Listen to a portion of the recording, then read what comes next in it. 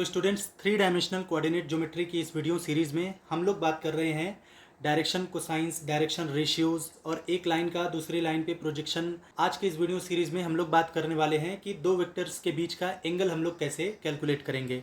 लेकिन उससे पहले एक और ख़ास और इम्पॉर्टेंट टॉपिक है हमारे लिए जिसका आगे यूज़ होगा। इसका नाम है लाग्रांजिस आइडेंटिटी। तो लाग्रांजिस आइडेंटिटी क्या है कि अगर दो वेक्टर्स दिए गए हैं, वेक्टर ए और vector B, obviously three dimension की ही हम बात कर रहे हैं यहाँ पे, तो इनके बीच में ये रिलेशन होता है कि ए और बी का, वेक्टर ए और वेक्टर बी का क्रॉस प्रोडक्ट लीजिए और उसके मॉडुलस का स्क्वायर करिए और उसमें जोड़ दीजिए वेक्टर ए और वेक्टर बी के डॉट प्रोडक्ट के मॉड के स्क्वायर से, तो आप पाएंगे कि ये बराबर हो जाएगा मॉड ऑफ वेक्टर ए का square into mod of vector B का स्क्वायर।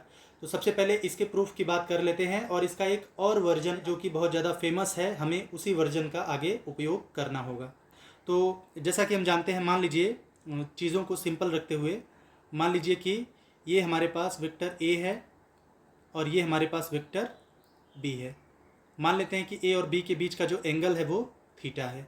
तो हमें पहले से पता है कि अगर ए क्रॉस बी निकालते हैं तो ए क्रॉस बी का मतलब होता है mod of vector A into mod of vector B into sine theta, और इसके बाद आता है एन कैप। एन कैप क्या है? ये असल में vector A cross vector B की जो वैल्यू आती है, ये उसकी डायरेक्शन बताता है कि ये किस डायरेक्शन में होगा। आपको पता होना चाहिए कि दो वेक्टर्स का जो क्रॉस प्रोडक्ट होता है ये खुद भी एक वेक्टर होता है, तो इसका मतलब इसकी भी डायरेक्शन होगी, तो इसकी जो डायरेक्शन होगी एन कैप वही बताता है। ये डायरेक्शन हम लोग राइट हैंड रूल से निकालते हैं। ठीक है, राइट हैंड रूल क्या कहता है हमारा कि अगर हम वेक्टर ए की डायरेक्शन में अपने दाहिने हाथ की उंगलियों को फैलाएं और वेक्टर बी की तरफ मोड़ें, तो हमारा अंगूठा जिस तरफ पॉइंट करेगा, अंगूठा जिस तरफ आएगा, वही एन कैप की डायरेक्शन होगी। ठीक है, तो ये वेक्टर ए क्रॉस बी का फॉर्मूला हो गया। लेकिन हमको डायरेक्शन नहीं चाहिए, हमको केवल मॉड से मतलब है। तो अगर मॉड निकालें, यानी कि ए क्रॉस बी का अगर हम मॉड ले लें तो ये आ जाएगा हमारे पास simply mod of vector A into mod of vector B और साइन थीटा। इस बार एन कैप नहीं आएगा क्योंकि हमको केवल मॉडुलस चाहिए, केवल मैग्नीट्यूड चाहिए, डायरेक्शन नहीं चाहिए। तो ये इतना हो जाएगा। Similarly A dot B define किया जाता है वेक्टर ए और वेक्टर बी का डॉट प्रोडक्ट, तो ये आता है mod of vector A into mod of vector B cos theta. ठीक है, तो अगर हम mod of vector A cross B का स्क्वायर करें और इसमें जोड़ दें mod of vector A dot vector B के मॉड के स्क्वायर से, तो हमें क्या मिलेगा? हमें मिलेगा, इसको इक्वेशन 1 मान लेते हैं, इसको इक्वेशन 2 मान लेते हैं। तो हम क्या कर रहे हैं, सिंपली इक्वेशन 1 और इक्वेशन 2 का मॉड लेकर स्क्वायर करके जोड़ दे रहे हैं। तो हमको क्या मिलेगा? ये मिलेगा मॉड ऑफ वेक्टर ए का square into mod of vector B का square sine square theta plus mod of vector A का square into mod of vector B का स्क्वायर कॉस स्क्वायर थीटा। तो mod of A square into mod of B square common ले लेंगे तो हमको क्या मिल जाएगा? मॉड ऑफ वेक्टर ए का square into mod of vector B का स्क्वायर अगर हम कॉमन ले लेंगे तो हमको यहाँ पे मिल जाएगा sign square theta plus cos square theta, जो कि कितना होता है? ये 1 होता है। तो इस लिहाज से हमारे पास ये आंसर आ जाएगा मॉड ऑफ वेक्टर ए का square into mod of vector B का स्क्वायर। तो ये किसके बराबर हो गया? ये हो गया हमारा mod of vector A cross vector B का square plus mod of vector A dot vector B का स्क्वायर। तो ये करने पर हमारे पास क्या आ गया? ये रिजल्ट आ गया। इसी को हम लोग बोलते हैं लाग्रांजिस आइडेंटिटी। लेकिन ये वेक्टर फॉर्म में है, हमको इसका स्केलर फॉर्म चाहिए, तो उसके लिए हम इसमें थोड़ा बहुत और मॉडिफिकेशन करेंगे।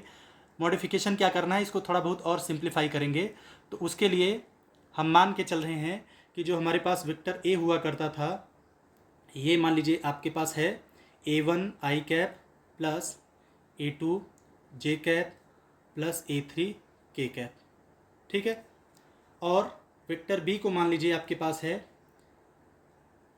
B1 आई कैप प्लस B2 जे कैप प्लस B3 के कैप। तो सबसे पहले तो हम लोग निकाल लेते हैं A क्रॉस B। तो ए क्रॉस बी निकालने का तरीका क्या है, हमको डिटर्मिनेंट बनाना होगा आई कैप जे कैप के कैप। तो ए क्रॉस बी है तो जो पहले रहेगा उसका कोफिशिएंट ऊपर रखेंगे, तो पहले ए है फिर बी है तो इसका मतलब ए वाला कोफिशिएंट ऊपर रहेगा, यानी A1 A2 A3 और यहाँ पे B1 B2 B3। ठीक है, इतनी बातें हमें पहले से क्लियर हैं। तो इसको सॉल्व कैसे करना है, किसी एक एलिमेंट को पकड़िए, उसमें उसके को फैक्टर से मल्टीप्लाई करिए और जितने भी एलिमेंट्स हैं सबके लिए ऐसा करके सबको जोड़ दीजिए, आपका आंसर आ जाएगा। यानी आई पकड़ेंगे तो आई का को फैक्टर निकालने के लिए आई जिस रो में है और जिस कॉलम में है उसको डिलीट करिए तो क्या मिलेगा, इस रो को इस कॉलम को डिलीट किए तो A2 A3 B2 B3। तो आप पहले ऐसे बनाएंगे A2 A3 B2 B3। ठीक है, अब यहाँ पे जो साइन चलता है, साइन ऐसे चलता है, अगर आपने आई कैप लिया है तो आई कैप के पहले प्लस लगाना है, फिर जे कैप लेंगे तो उससे पहले माइनस लगेगा और के कैप लेंगे तो उससे पहले वापस से प्लस लगेगा। तो हमने आई कैप वाला कर लिया, इससे पहले प्लस है फिर माइनस। अब जे कैप के लिए वैसा करेंगे, तो जे कैप जिस रो में है जिस कॉलम में उसको हटाइए तो क्या बचा A1 B1 A3 B3, A1 B1 A3 B3 और यहाँ रखिए जे कैप और प्लस ऐसे ही के कैप के लिए करिए, तो ये कॉलम डिलीट करिए, ये रो डिलीट करिए तो क्या मिला A1 B1 A2 B2, A1 B1 A2 B2 और के कैप। ठीक है, तो अब हम इसको सॉल्व करते हैं, तो सॉल्व करने पर क्या आ जाएगा हमारे पास, ये सिंपली आ जाएगा A2 B3 minus A3 B2 I cap. ठीक है, फिर यहाँ पे देखिए ये A1 B3 और माइनस A3 B1 होगा, लेकिन जब माइनस से मल्टीप्लाई कर देंगे तो ये कितना हो जाएगा A3 B1 minus A1 B3 J cap. ठीक है, और plus A1 B2 minus A2 B1 के कैप। तो ये आ गया हमारे पास A cross B। A cross B की वैल्यू आ गई हमारे पास A2 B3 minus A3 B2 I cap plus A3 B1 minus A1 B3 J cap और plus A1 B2 minus A2 B1 के कैप। अब इसी प्रकार हम लोग A डॉट बी भी निकाल लेते हैं, तो A डॉट बी क्या हो जाएगा, A डॉट बी ए की जगह पे था A1 आई कैप प्लस A2 जे कैप प्लस A3 के कैप, ये वेक्टर ए हो गया। डॉट वेक्टर बी करिए तो B1 आई कैप प्लस B2 जे कैप और प्लस B3 के कैप। ठीक है, तो डॉट प्रोडक्ट के हिसाब से ये क्या हो जाएगा, ये हो जाएगा A1 B1 plus A2 B2 और plus A3 B3। Mod of अगर वेक्टर ए की हम बात करें, इसके स्क्वायर की, मॉड ऑफ वेक्टर ए के स्क्वायर की बात करें तो ये आ जाएगा A1 square plus A2 square plus A3 square. Similarly अगर मॉड ऑफ वेक्टर बी के स्क्वायर की बात करें तो ये कितना आ जाएगा B1 square plus B2 square plus B3 square. ठीक है, और साथ ही साथ अगर A क्रॉस B का मॉड निकालें और उसका भी स्क्वायर कर दें तो ये कितना आ जाएगा, ये होगा A2 B3 minus A3 B2 का square plus A3 B1 minus A1 B3 का स्क्वायर और plus A1 B2 minus A2 B1 का स्क्वायर। तो जो हमारे पास लाग्रांजेस आइडेंटिटी आई है, उस लाग्रांजेस आइडेंटिटी में अगर ये सारी वैल्यूज़ को हम रख दें, प्लग इन कर दें, तो लाग्रांजेस आइडेंटिटी क्या थी हमारे पास, A क्रॉस B निकालिए, इसका मॉड लीजिए, उसका स्क्वायर करिए और इसमें जोड़ दीजिए A डॉट B के मॉड के स्क्वायर से, तो आपको क्या मिलने वाला है, मॉड ऑफ वेक्टर A का square into mod of vector B का स्क्वायर। तो सारी वैल्यूज़ को अगर हम रख दें तो हमको क्या मिलेगा, A2 B3 minus A3 B2 का square plus A3 B1 minus A1 B3 का square plus A1 B2 minus A2 B1 का स्क्वायर प्लस ये तो ए क्रॉस बी के मॉड का स्क्वायर हो गया, प्लस ए डॉट बी के मॉड का स्क्वायर करें तो कितना आएगा, A1 B1 plus A2 B2 plus A3 B3 का स्क्वायर बराबर A1 square plus A2 square plus A3 square into B1 square plus B2 square plus B3 square.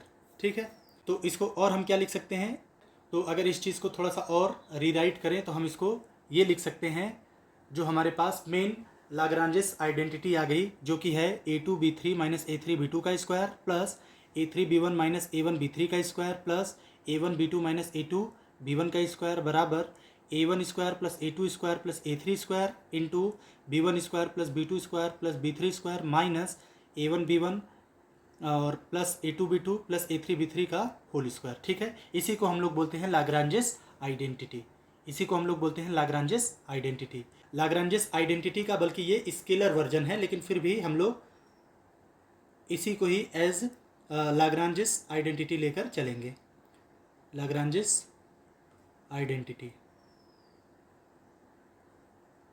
अब आगे हम बात करते हैं कि अगर दो वेक्टर्स दिए गए हैं तो उनके बीच का एंगल हम लोग कैसे डिफाइन करते हैं और कैसे निकालते हैं।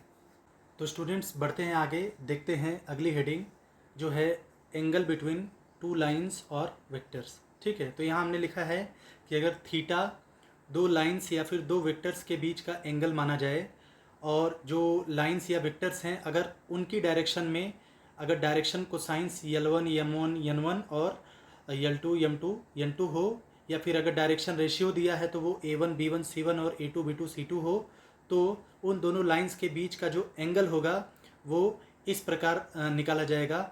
उस एंगल का जो कॉस आएगा यानी कॉस थीटा इस फार्मूले से मिलेगा L1 L2 plus M1 M2 plus N1 N2। ये तो तब है जब डायरेक्शन को साइंस हमें पता है तब, अगर डायरेक्शन रेशियोज पता है तब कॉस थीटा की वैल्यू आ जाएगी A1 A2 plus B1 B2 plus C1 C2 upon under root A1 square plus B1 square plus C1 square into under root A2 square plus B2 square plus C2 square. ये पहली बात है।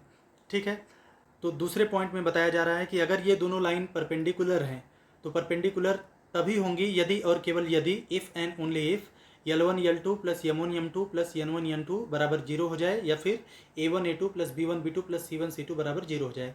यहाँ if and only if का मतलब ये है कि अगर लाइंस परपेंडिकुलर हैं तो इन दोनों में से कोई एक कंडीशन सही होगी। अगर डायरेक्शन को साइन दिया गया है तो ये कंडीशन सही होगी, डायरेक्शन रेशियो पता है तब ये सही होगी। ठीक है, तो इफ़ एंड ओनली इफ़ का मतलब है कि अगर परपेंडिकुलर है तब ये कंडीशन सही होगी, और अगर ये कंडीशन सही है तब परपेंडिकुलर होंगी वो लाइन। ठीक है, इफ़ एंड ओनली इफ़ का मतलब यही है कि अगर लाइंस परपेंडिकुलर हैं तो ये कंडीशन सही होगी, और अगर ये कंडीशन सही हो रही है तो लाइंस परपेंडिकुलर होंगी। अब यहाँ पे जो तीसरी बात है, दोनों लाइंस के बीच का एंगल थीटा है, तो पहले पॉइंट में उस थीटा का कोसाइन निकाला गया था यानी कॉस थीटा निकाला गया था, इसमें उसी एंगल का साइन थीटा निकाला गया है, जो कि है under root M1 N2 minus M2 N1 का whole square plus N1 L2 minus N2 L1 का whole square plus L1 M2 minus L2 M1 का होल स्क्वायर। आप देख सकते हैं, जैसा कि हमने आपसे पहले भी बताया था कि जब हम 3 डायमेंशन में डायरेक्शन की बात करते हैं तो हम कॉस थीटा का एक्सप्रेशन लेते हैं। आप देख सकते हैं कि कॉस थीटा का एक्सप्रेशन डायरेक्शन कोसाइन के टर्म में L1 L2 plus M1 M2 plus N1 N2 आ रहा है। बहुत सिंपल सा फंक्शन है, और यहाँ पे जो साइन थीटा की वैल्यू आपको दिखाई जा रही है, जो साइन थीटा की वैल्यू आप देख पा रहे हैं, तो साइन थीटा की वैल्यू देखिए ये अंडर रूट में है और स्क्वायर को जोड़ा गया है, तो आप समझ सकते हैं कि आपके लिए कॉस थीटा का मान निकाल पाना आसान है या फिर साइन थीटा का मान आसान है। ठीक है, तो ऑब्वियसली इतने से आपको समझ में आ जाना चाहिए कि कॉस थीटा का यहाँ फंक्शन ज़्यादा सिंपल है। ठीक है, टेन थीटा का भी, अब आप देखिए टेन थीटा निकालने के लिए आपको साइन में कॉस से भाग देना पड़ेगा, तो साइन ही जब इतना जटिल है और साइन में कॉस से भाग भी दे दें तो टेन थीटा और ज़्यादा कॉम्प्लेक्स फंक्शन आएगा। यही कारण है कि जब हम 3D में बात करते हैं तो एंगल निकालने के लिए, डायरेक्शन को बताने के लिए हम लोग जो एंगल्स होते हैं उनके कोसाइंस का प्रयोग करते हैं, अनलाइक जो 2D में हम लोग टेंजेंट का यानी टेन थीटा का प्रयोग करते हैं उसकी जगह। ठीक है, तो ये बात आप याद रखेंगे।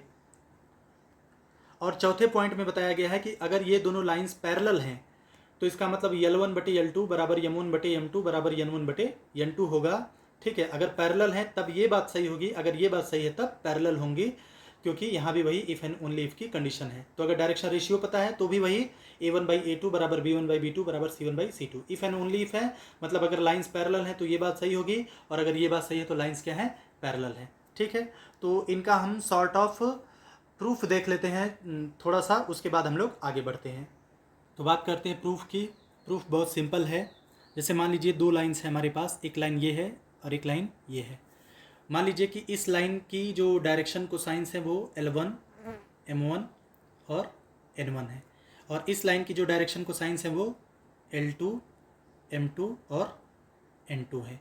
तो पिछली वीडियो में हमने एक थ्योरम देखा था जिसमें हमने आपको ये बताया था कि अगर किसी डायरेक्शन की डायरेक्शन कोसाइंस आपको पता है तो आप उस डायरेक्शन में यूनिट वेक्टर लिख सकते हैं। तो जैसे मान लीजिए ये जो हमारे पास पहली लाइन है और ये जो दूसरी लाइन है, चूँकि पहली लाइन के डायरेक्शन में डायरेक्शन कोसाइंस हमको पता है L1, M1, N1, तो इसका मतलब है पहली डायरेक्शन में जो यूनिट वेक्टर होगा U1 कैप, वो सीधे सीधे कितने के बराबर हो जाएगा, L1 I cap plus M1 J cap और प्लस N1 K कैप। ठीक है, इसी प्रकार दूसरी लाइन की डायरेक्शन में जो यूनिट वेक्टर मिलेगा, अगर हम उसको U2 कैप मान लें तो ये हो जाएगा L2 I cap plus M2 J cap और प्लस N2 K कैप। तो इसका मतलब अब अगर इन दोनों के बीच का एंगल मान लेते हैं हम थीटा है, ठीक है, मान लेते हैं एंगल थीटा है। एक बात आप ध्यान रखेंगे, दो लाइंस के बीच में हमेशा दो तरीके का एंगल बनता है, एक एक्यूट एंगल और एक ऑब्ट्यूस एंगल। तो आपसे जैसा भी एंगल पूछा जाएगा वो एंगल आप निकाल के बताएंगे। अगर आपसे एक्यूट एंगल पूछा जा रहा है, मान लीजिए एक्यूट एंगल थीटा हो गया, तो जो ऑब्ट्यूस एंगल होगा वो 180 माइनस थीटा होगा, 180 अंश माइनस थीटा होगा। ठीक है, आप देख सकते हैं कि इन दोनों लाइंस के बीच में ये और ये भी एंगल है, ये दोनों बराबर होंगे शीर्षाभिमुख कोण से, और इन्हीं दोनों लाइंस के बीच में ये एंगल भी है, ये एंगल भी है। तो अगर ये थीटा है तो ये कितना हुआ, ये हुआ आपका 180 डिग्रीज माइनस थीटा। ठीक है, तो अगर थीटा को एक्यूट एंगल बोल रहे हैं तो 180 डिग्रीज माइनस थीटा की जो वैल्यू आएगी वो ऑब्ट्यूस एंगल होगा। आप समझ सकते हैं कि थीटा एक्यूट एंगल है, एक्यूट एंगल का मतलब हो गया कि वो आपका 0 से 90 डिग्रीज के बीच में है। तो अगर ये एंगल है तो इस केस में cos थीटा का मान पॉजिटिव होता है। तो जैसे मान लीजिए cos थीटा आपने निकाला और cos थीटा की वैल्यू पॉजिटिव आई, तो इसका मतलब उस केस में जो थीटा आएगा वो एक्यूट एंगल आएगा। और अगर cos थीटा की वैल्यू नेगेटिव आ रही है तो वो वहाँ से जो थीटा निकल के आएगा वो ऑब्ट्यूस एंगल आएगा। और उसका कारण क्यों है कि तब आप cos 180 डिग्रीज माइनस थीटा निकाल रहे होंगे और जिसकी वैल्यू होती है माइनस cos थीटा, यानी कि नेगेटिव आ जाएगी। तो ये सब बातें आप लोग ध्यान देंगे। ठीक है, तो फिलहाल दोनों लाइंस के डायरेक्शन में हमको डायरेक्शन कोसाइंस पता थी, तो इसलिए हमने उनकी डायरेक्शन में यूनिट वेक्टर्स लिख डाले, जो कि इस तरीके से हमको दिख रहे हैं। ठीक है, तो अगर इन दोनों लाइंस के बीच का एंगल हम थीटा लेकर चलें तो हम जानते हैं कि इनका जब डॉट प्रोडक्ट होगा, यानी कि U1 dot U2, U1 cap dot U2 cap, तो ये कितना हो जाएगा, mod of U1 cap into mod of U2 cap और कॉस इनके बीच का एंगल जो है वो थीटा। ठीक है, अब U1 कैप और U2 कैप तो यूनिट वेक्टर्स हैं, तो इसका मतलब इनके जो मॉडुलस आएंगे वो 1 होंगे, यूनिट्स होंगे। तो इसलिए हम लिख सकते हैं U1 डॉट U2 अगर यहाँ से निकालें तो ये कितना आ जाएगा, ये आ जाएगा L1 L2 plus M1 M2 plus N1 N2, ये लेफ्ट हैंड साइड में आएगा और बराबर बच जाएगा राइट हैंड साइड में cos थीटा, क्योंकि मॉडुलस ऑफ U1 और मॉडुलस ऑफ U2 ये दोनों ही 1 हो जाएंगे। तो इसलिए लेफ्ट हैंड साइड में बचेगा L1 L2 plus M1 M2 plus N1 N2 और राइट हैंड साइड में बचेगा केवल cos थीटा। तो इस तरीके से हम देख सकते हैं कि cos थीटा की वैल्यू कितनी आ गई हमारे पास, L1 L2 plus M1 M2 plus N1 N2। ठीक है, अब मान लीजिए कि आपको डायरेक्शन कोसाइंस न दे करके डायरेक्शन रेशियोज दिए रहते, यानी कि L1 M1 N1 न दे करके A1 B1 C1 पहली लाइन के लिए दिया रहता और A2 B2 C2 दूसरी लाइन के लिए दिया रहता। तो इसका मतलब क्या है, तब आप उस डायरेक्शन में यूनिट वेक्टर नहीं लिख पाते, तब आप उस डायरेक्शन में केवल जो एक नॉर्मल हमारा पोजीशन वेक्टर होता है वो लिख पाते। तो हम लिखते वेक्टर U1। ठीक है, मतलब कि पहले वेक्टर की डायरेक्शन में अगर कोई आर्बिट्रेरी वेक्टर लेना चाहें ठीक है, यूनिट वेक्टर की जगह कोई और वेक्टर लेना चाहे, मतलब जिसका मॉडुलस 1 नहीं है, तो u1 क्या लिख पाएंगे, वेक्टर u1 हो जाता है हमारे पास a1 i कैप प्लस यहाँ पे b1 j कैप और प्लस c1 k कैप। इसी प्रकार u2 वेक्टर कितना लिख पाते हैं हम, a2 i cap plus b2 j cap और प्लस c2 k कैप।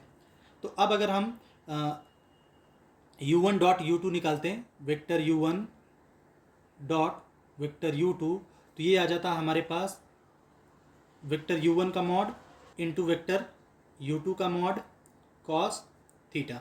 ठीक है, तो u1 डॉट u2 कितना आ जाता, ये तो आ जाता खैर हमारे पास a1 a2 plus b1 b2 plus c1 c2, ये u1 डॉट u2 की वैल्यू आ जाती है, और बराबर किसके हो जाता, मॉड ऑफ u1। तो मॉड ऑफ u1 कितना मिलता, under root a1 square plus b1 square plus c1 square into mod of u2, ये आ जाता आपके पास a2 square plus b2 square plus c2 square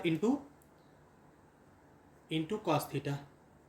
तो इसका मतलब कॉस थीटा की वैल्यू आपके पास कितनी आ जाती, तब यहाँ से कॉस थीटा अगर आप निकालते तो कॉस थीटा का मान आता आपके पास a1 a2 plus b1 b2 plus c1 c2 upon under root a1 square plus b1 square plus c1 square into under root a2 square plus b2 square plus c2 square. तो इस तरीके से हम देख सकते हैं, तब कॉस थीटा की वैल्यू, अगर डायरेक्शन रेशियोज केवल हमें दी रहती तब कॉस थीटा की वैल्यू हमारे पास निकल के इस तरीके से आ जाती। ठीक है, तो ये हो गया हमारे पास साइन थीटा कैसे निकलेगा या फिर कॉस थीटा कैसे निकलेगा। ठीक है, तो अगर आपके पास साइन थीटा है या फिर आपके पास कॉस थीटा है तो ऑब्वियसली आपके पास थीटा है। तो इस तरीके से हम दो वेक्टर्स के बीच का एंगल निकाल सकते हैं। तो ये तो खैर पहला पॉइंट हो गया, और भी उसमें हमने 3-4 बातें लिखवा रखी हैं, तो उनके भी प्रूफ्स एक एक करके देख लेते हैं। अब मान लीजिए कि जो दो लाइंस दी गई हमारे पास जिनकी डायरेक्शन को साइंस L1 M1 N1 और L2 M2 N2 है, तो इसके बीच का एंगल अगर थीटा है तो हमने अभी देखा कि जो कॉस थीटा आएगा ये आएगा आपका L1 L2 plus M1 M2 और प्लस N1 N2। तो अब जैसे मान लीजिए कि ये दोनों लाइंस एक दूसरे के परपेंडिकुलर हैं, तो परपेंडिकुलर होने का मतलब थीटा की वैल्यू कितनी आ जाएगी यहाँ, π/2 या फिर कहिए 90 डिग्रीज। और हम जानते हैं कि कॉस 90 डिग्रीज की जो वैल्यू होती है वो कितनी होती है, 0। कॉस 90 डिग्रीज या फिर कॉस π/2 अगर आप कहिए तो इसकी वैल्यू कितनी आती है, 0। तो इस तरीके से हम देखेंगे कि हमें मिल जाएगा L1 L2 plus M1 M2 और प्लस N1 N2 बराबर 0।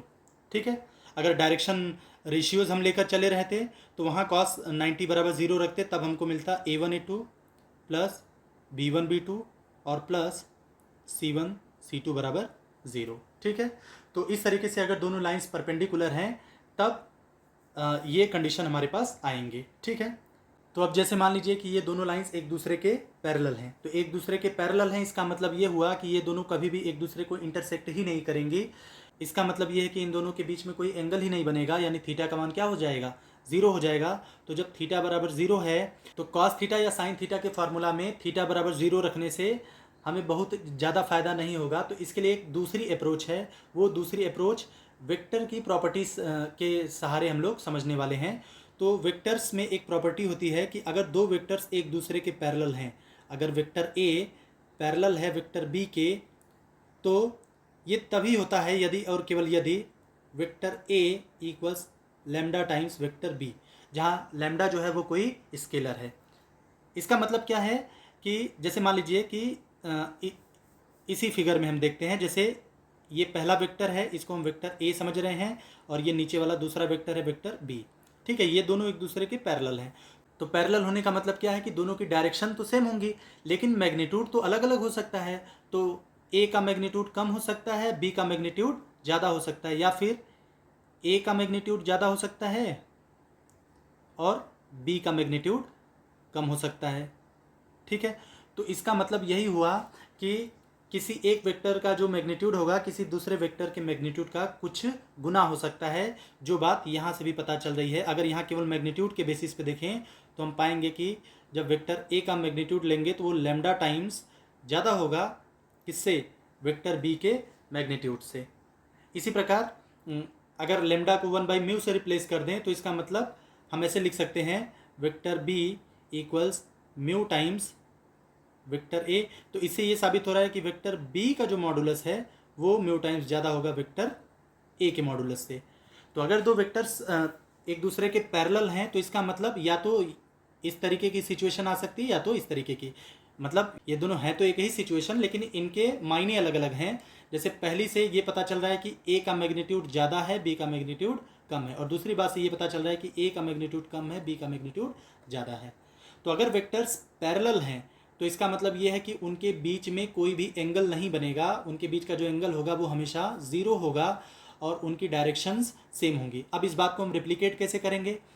अब जैसे मान लीजिए वेक्टर ए की जो डायरेक्शन कोसाइंस है वो L1, M1 और N1 है, और वेक्टर बी की जो डायरेक्शन कोसाइंस है वो L2, M2 और N2 है। तो इसका मतलब वेक्टर ए की जगह हम लिख सकते हैं, अगर वेक्टर ए की डायरेक्शन में यूनिट वेक्टर लिखें तो हम लिख सकते हैं L1 आई कैप प्लस M1 जे कैप प्लस N1 के कैप। ठीक है, इसी प्रकार बी की डायरेक्शन में जो यूनिट वेक्टर आएगा इसको लिख सकते हैं L2 आई कैप प्लस M2 जे कैप और प्लस M2 के कैप। अब मान लीजिए कि वेक्टर ए और वेक्टर बी क्या है, एक दूसरे के पैरेलल हैं। तो अगर पैरेलल हैं तो इसका मतलब ये है कि वेक्टर ए बराबर लैम्डा टाइम्स वेक्टर बी होगा, यानी वेक्टर ए की डायरेक्शन में अगर यूनिट वेक्टर ले लें ए कैप तो ये भी कोई ना कोई गुना होगा बी की डायरेक्शन में आने वाले यूनिट वेक्टर का। ठीक है, तो अब ए कैप और बी कैप की वैल्यू अगर यहाँ पे हम लिख दें तो हमको मिलेगा L1। ठीक है, वेक्टर को शॉर्ट में हम ऐसे ब्रैकेट फॉर्म में भी लिख देते हैं, मतलब L1 आई कैप प्लस M1 जे कैप प्लस N1 के कैप को हम L1 M1 N1 इस तरीके से भी लिख सकते हैं, बराबर लैम्डा टाइम्स इसको लिख सकते हैं हम कितना L2 M2 N2।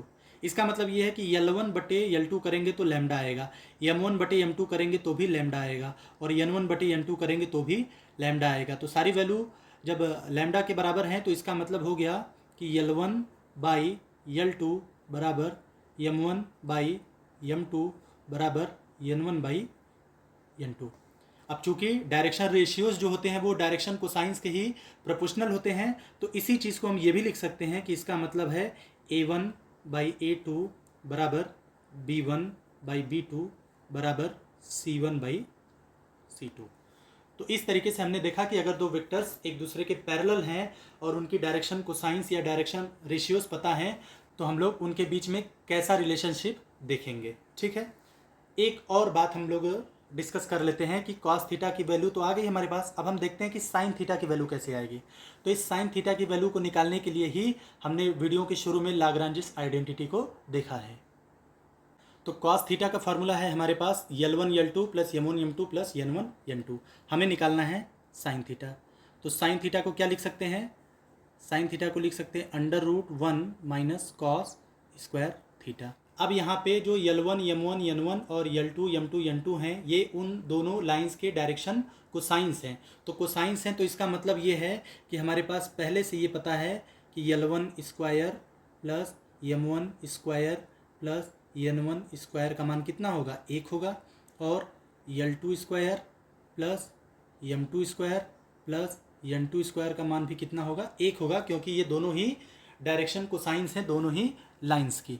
ठीक है, तो अब हमें अगर साइन थीटा निकालना है तो इस फार्मूले की बेसिस पे हम इसको क्या लिख सकते हैं, देखिए 1 को लिख सकते हैं 1 इंटू 1, और एक 1 के जगह ये वैल्यू रख देते हैं, एक 1 के जगह ये वैल्यू रख देते हैं। मतलब हम ये कहना चाह रहे हैं कि इस 1 को आप लिखिए, यहाँ पे हम बता दे रहे हैं 1 को लिखने जा रहे हैं 1 इंटू 1। तो एक 1 के जगह पे ये ऊपर वाली वैल्यू रखेंगे और एक 1 के जगह पे ये नीचे वाली वैल्यू रखेंगे। ऐसा हम क्यों कर रहे हैं आपको आगे समझ में आ जाएगा। तो ये हो जाएगा L1 square plus M1 square plus N1 square into L2 square plus M2 square plus N2 square. ठीक है, minus L1 L2 plus M1 M2 plus N1 N2 का होल स्क्वायर, ये कॉस थीटा का मान हो गया। तो अब ये जो चीज़ दिख रही है, अब अगर यहाँ पे हम लाग्रांजेस आइडेंटिटी का उपयोग करें तो इस पूरी चीज़ को हम क्या लिख सकते हैं, इसको लिख सकते हैं under root M1 N2 minus M2 N1 का whole square plus N1 L2 minus N2 L1 का whole square plus L1 M2 minus L2 M1 का होल स्क्वायर। ये कैसे लिख पाए हम लोग? लाग्रांजेस आइडेंटिटी की मदद से। तो इस प्रकार हमने देखा कि जो साइन थीटा आने वाला है हमारे पास, उस साइन थीटा की वैल्यू कितनी आ गई? Under root M1 N2 minus M2 N1 का square plus N1 L2 minus N2 L1 का square plus L1 M2 minus L2 M1 का स्क्वायर।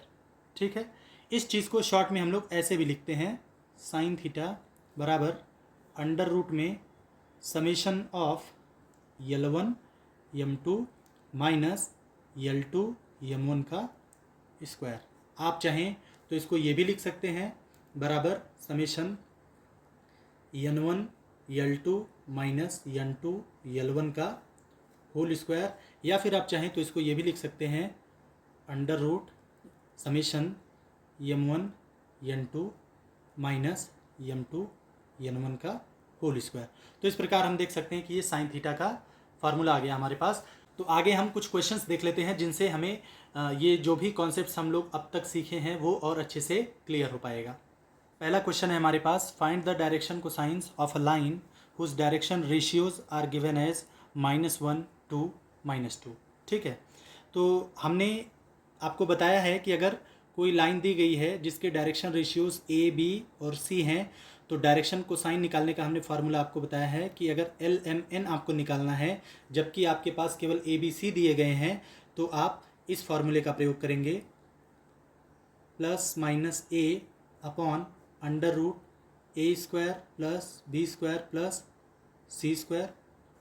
ठीक है, plus minus B upon under root A square plus B square plus C square और plus minus C upon under root A square plus B square plus C square. तो ये हमारे पास formula है जब हमारे पास डायरेक्शन रेशियो हैं और हमें डायरेक्शन कोसाइंस निकालनी है। ठीक है, तो ABC की जगह ऑब्वियसली -1 2 -2 है, तो इस हिसाब से LMN की जगह पे कितना आ जाएगा?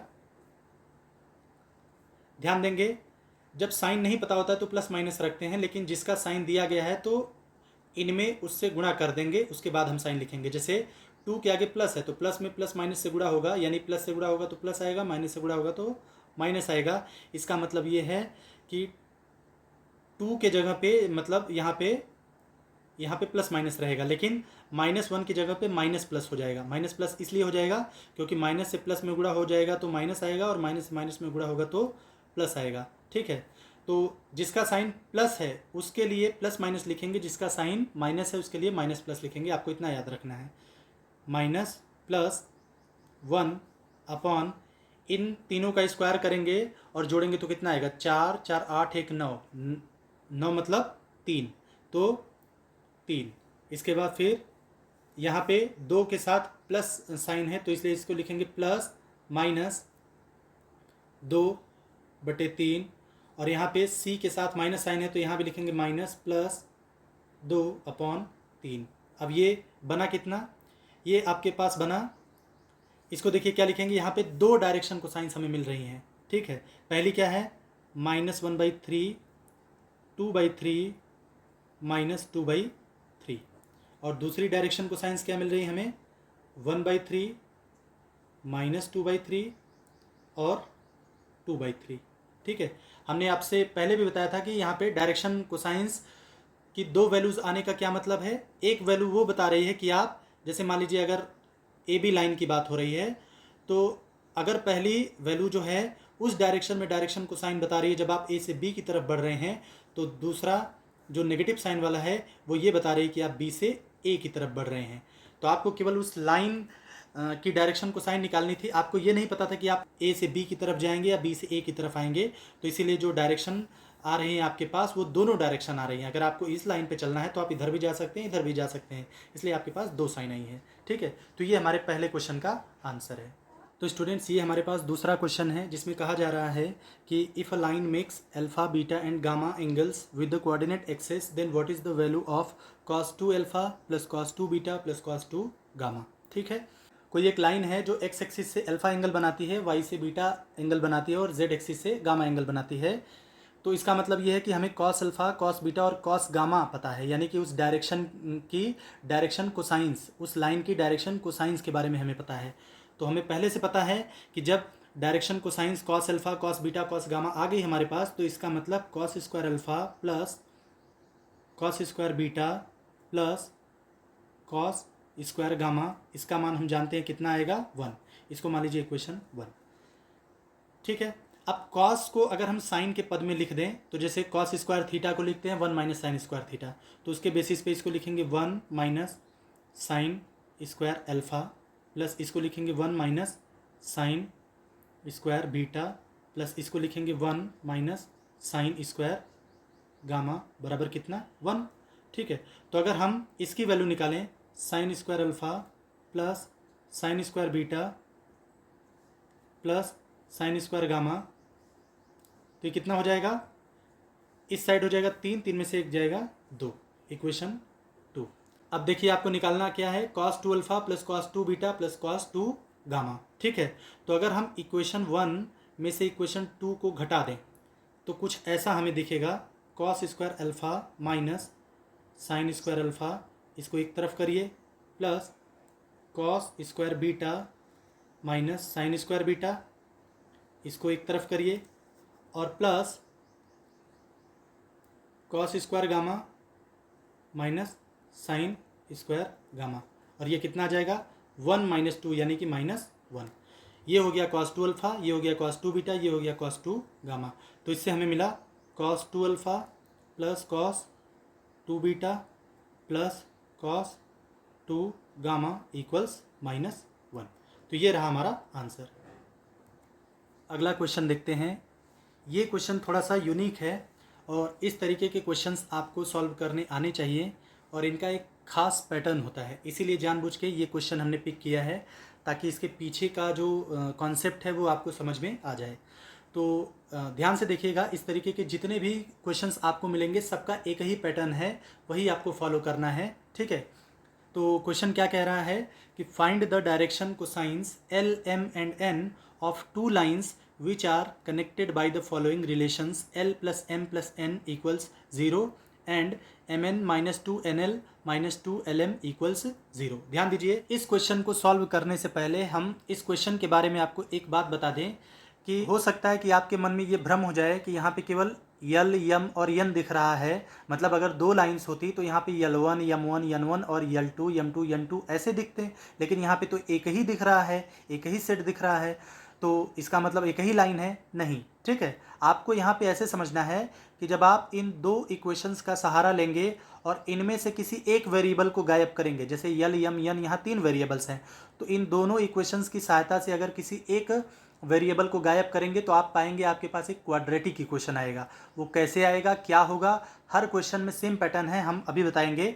लेकिन आप फिलहाल ये समझ लीजिए कि यहाँ पे भले यल, यम, यन का एक सेट दिया गया है यहाँ, लेकिन यहाँ पे दो लाइंस की बात की जा रही है। ठीक है, तो हम क्या करने वाले हैं, हम इन दोनों इक्वेशंस में से यन को गायब करने वाले हैं, यानी दोनों इक्वेशंस को एक दूसरे के साथ ऐसा जोड़ने वाले हैं, ऐसा कनेक्ट करने वाले हैं कि यन न दिखे।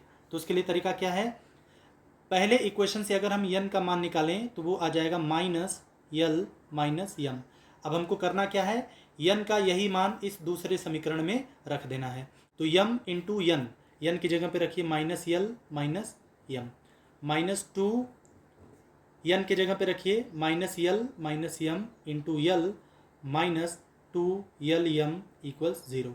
अब आप देख सकते हैं कि इस इक्वेशन में कहीं पे भी यन नहीं है। ठीक है, तो अब ज़रा इसको सॉल्व करेंगे तो क्या मिलेगा हमारे पास, minus L M minus M square, minus minus plus 2l और 2l स्क्वायर क्योंकि यहाँ भी l है, और प्लस 2l(m), ठीक है, और माइनस 2l(m) बराबर 0।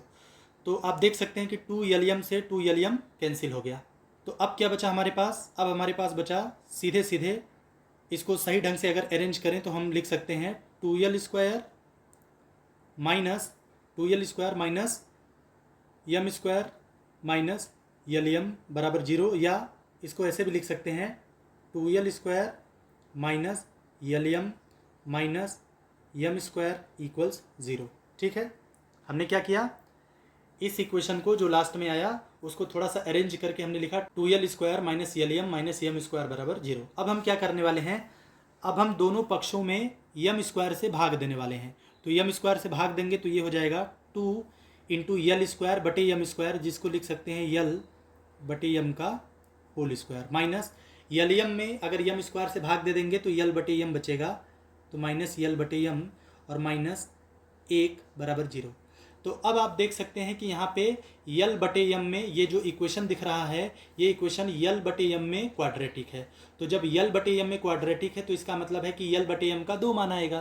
तो एक मान को हम मान लेते हैं कि l1 बटे m1 है और एक मान को मान लेते हैं l2 बटे m2 है।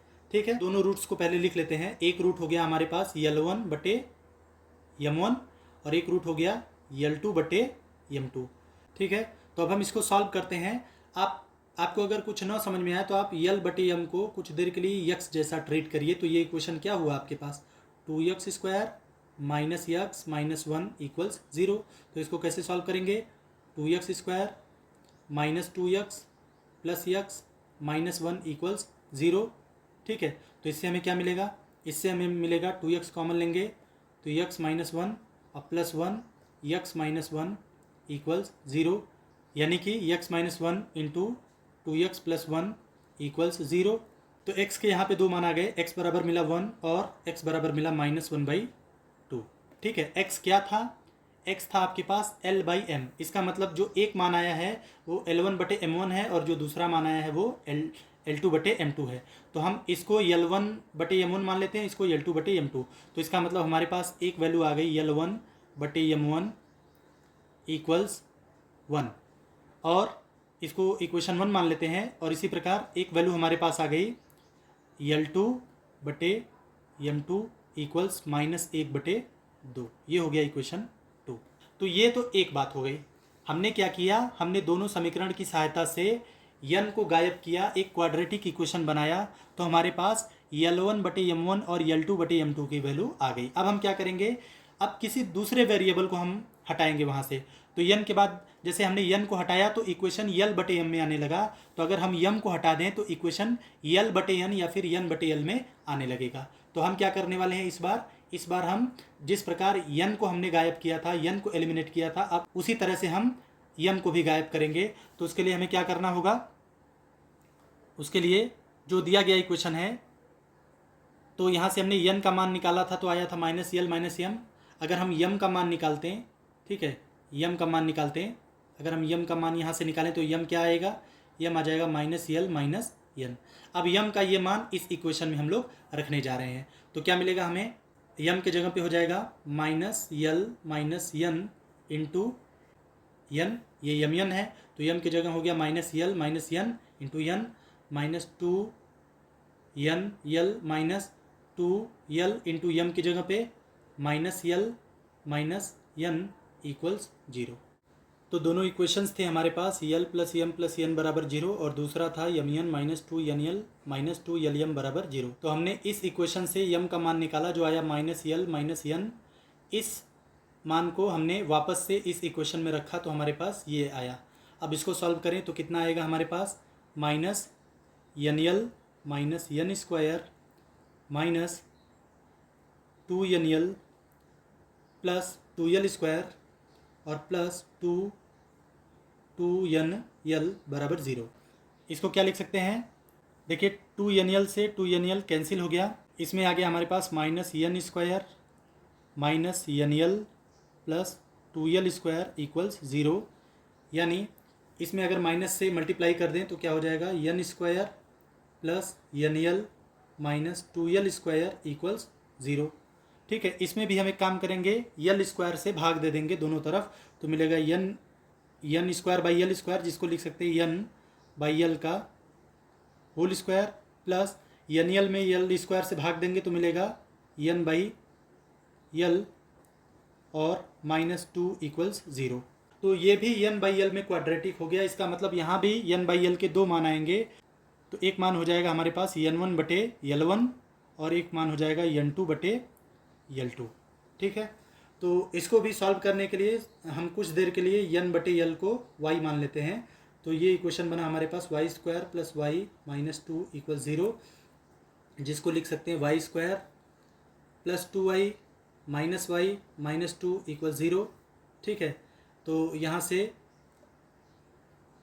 अगर y कॉमन लें तो मिलेगा y प्लस 2, -1 कॉमन लें तो मिलेगा y प्लस 2 इक्वल्स 0। तो इसका मतलब y plus 2 into Y -1 equals 0, यानी y बराबर मिला -2 और 1। y बराबर मिला -2 और 1। तो y क्या था? y था हमारे पास यन बटे यल। तो y का एक मान को मान लेंगे यन 1 बटे यल 1 और दूसरे को मान लेंगे यन 2 बटे यल 2। तो इसलिए हम मान ले रहे हैं कि यन 1 बटे यल 1 बराबर -2 और यन 2 बटे यल 2 बराबर 1। ठीक है। आप किसी को भी मान सकते हैं, आप चाहें तो 1 को ही यन 1 बटे यल 1 मान सकते हैं और -2 को यन 2 बटे यल 2 मान सकते हैं, उससे कोई फ़र्क नहीं पड़ेगा। तो ये हो गया हमारे पास। इसको मान लेते हैं इक्वेशन 3 हो गया और इसको मान लेते हैं इक्वेशन 4 हो गया। ठीक है। तो इक्वेशन 1 और 2 जो आया था हमारे पास, उस 1 और 2 में हमने क्या लिखा था? फर्स्ट में हमने लिखा था कि यल 1 बटे यम 1 बराबर आया था हमारे पास 1। ये फर्स्ट इक्वेशन था। और इक्वेशन 2 जो था हमारे पास वो आया था यल 2 बटे यम 2 बराबर -1/2। तो हमारे पास यल 1 यम 1 और यन 1 और यल 2 यम 2 और यन 2 के बीच में रिलेशनशिप आ चुकी है। अब हमको यल 1 यम 1 यन 1 और यल 2 यम 2 और यन 2 का मान निकालना है। तो देखिए हम कैसे निकालेंगे। सबसे पहले जो 1 वाले हैं उनको एक साइड करिए, जो 2 वाले हैं उनको एक साइड करिए। तो 1 वाले में कौन कौन से हैं? यल 1 बटे यम 1 और यन 1 बटे यल 1। ठीक है। तो एक काम करते हैं, हम थोड़ा सा इसको एडजस्ट करते हैं। जैसे यल 1 बटे यम 1 बराबर 1 है, तो देखिए इसको हम क्या लिख सकते हैं? इसको लिख सकते हैं यल 1 बटे 1 बराबर यम 1 बटे 1, ऐसा लिख सकते हैं। इस एक को अगर 1 बटे 1 लिखे तो हम इसको क्या लिख सकते हैं? यल 1 बटे 1 बराबर यम 1 बटे 1। अब ऐसे ही इस इक्वेशन में अगर हम जाएं तो इसको क्या लिख सकते हैं? इसको यानी यल 1 बटे यल 1 बराबर जहाँ पे -2 है उसको क्या लिख सकते हैं? अगर इसको उलट दें तो हम लिख सकते हैं यल 1 बटे यन 1 बराबर -1 बटे 2। यानी यहाँ पे क्या लिख सकते हैं? यहाँ पे लिख सकते हैं यल 1 बटे 1 बराबर यन 1 बटे -1। ठीक है। अब ध्यान दीजिएगा, इस इक्वेशन की सहायता से हमने लिखा यल 1 बटे 1 बराबर यम 1 बटे 1 और इस इक्वेशन की सहायता से हमने लिखा यल 1 बटे 1 बराबर यन 1 बटे -2। ये -2 है। ठीक है। यल 1 बटे 1 बराबर यन 1 बटे -2। तो अब ज़रा ध्यान दीजिएगा, ये दोनों समीकरण जो है, मतलब यहाँ पे जो यम 1 बटे 1 है वो यल 1 बटे 1 के बराबर है। तो आप देखिए यल 1 बटे 1 यहाँ भी है, यल 1 बटे 1 यहाँ भी है। तो ये यल 1 बटे 1 यम 1 बटे 1 के बराबर है और ये यल 1 बटे 1 यन 1 बटे -2 के बराबर है। तो इसका मतलब ये है कि दोनों से हम ऐसा लिख सकते हैं कि यल 1 बटे 1 बराबर यम 1 बटे 1 बराबर यन 1 बटे -2। तो इसका मतलब है कि 1, 1 और -2 वो नंबर्स हैं जो यल 1 यम 1 और यन 1 के प्रोपोर्शनल हैं। इसका मतलब हमारे पास डायरेक्शन रेशियोज आ गए, A1 B1 C1 की वैल्यूज आ गई, जो कि क्या हैं? 1, 1 -2 है। तो ये तो पहले लाइन के लिए हमारे पास आ गया। ठीक है। अब दूसरे लाइन के लिए जो 2, 2 वाले हैं उनको एक तरफ करते हैं। तो यहाँ भी वही सेम पैटर्न लगाएंगे। यहाँ क्या लिख सकते हैं? देखिए यल 2 बटे यम 2, इसको हम क्या लिख सकते हैं? लिख सकते हैं यल 2 बटे 1 बराबर यम 2 बटे -2 और बराबर, ध्यान दीजिएगा, यल 2 बटे 1 बराबर यम 2 बटे -2 और यहाँ से क्या लिख सकते हैं? यल 2 बटे 1 बराबर यन 2 बटे 1, यानी बराबर ये हो जाएगा यन 2 बटे 1। ठीक है। तो इससे पता चल रहा है कि जो 1 -2 और 1 है ये प्रोपोर्शनल है दूसरी लाइन के डायरेक्शन कोसाइंस के, यानी दूसरी लाइन के भी डायरेक्शन रेशियोज आ गए A2 B2 C2, जो कि ऑब्वियसली क्या आ गए 1 -2 1। तो डायरेक्शन रेशियोज आ गए हमारे पास। तो अगर डायरेक्शन कोसाइंस निकालना हो तो पहले लाइन के लिए जो डायरेक्शन कोसाइंस आएंगी यानी L1 M1 N1 वो क्या आ जाएंगी, इसमें हम किससे भाग दे रहे हैं, अंडर रूट -2 का स्क्वायर प्लस 1 का स्क्वायर प्लस 1 का स्क्वायर, मतलब कितना हुआ अंडर रूट 6। तो इसका मतलब यह है कि पहले लाइन के लिए जो डायरेक्शन कोसाइंस आई हमारे पास +-1/√6 +-1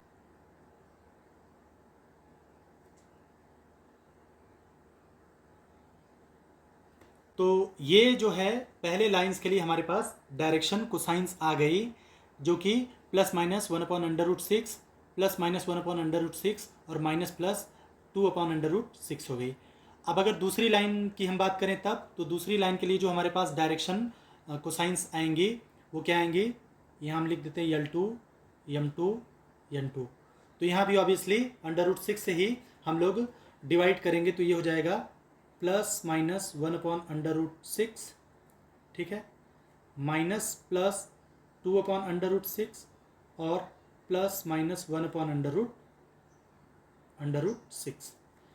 तो ये वो जो हमारे पास दो लाइंस थी जिनकी डायरेक्शन कोसाइंस हमें नहीं पता थी, तो उन लाइंस की डायरेक्शन कोसाइंस हमारे पास ये निकल के आ गई हैं। अब यहाँ प्लस माइनस दोनों साइन का क्या मतलब है आपको पहले से पता है। अगर आप एक तरफ से दूसरी तरफ जाएंगे तो अगर उसको प्लस मान रहे हैं तो इसका मतलब है जब आप उसके अपोजिट डायरेक्शन में जाएंगे उसी लाइन पे तो आपके लिए नेगेटिव डायरेक्शंस आ जाएंगी, और इसीलिए नेगेटिव डायरेक्शन रेशियोज या नेगेटिव डायरेक्शन कोसाइंस आपको मिलेंगी।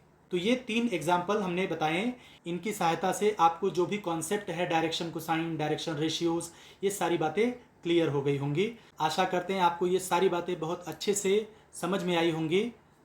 बहुत बहुत धन्यवाद।